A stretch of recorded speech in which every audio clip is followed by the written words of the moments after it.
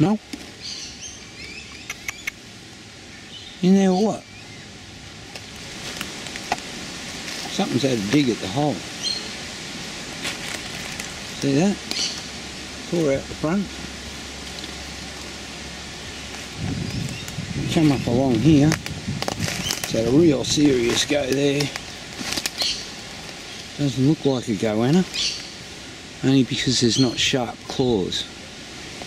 Doesn't seem scratch marks from the claws. Goanna's got really sharp claws and they really hook in and tear it out of things. I thought that was the best den she could have.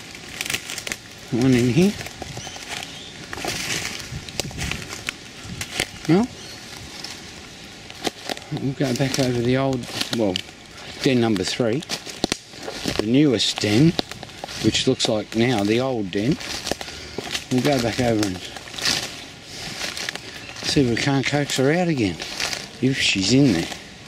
Which I seriously doubt it. Judging by that and the digging up there.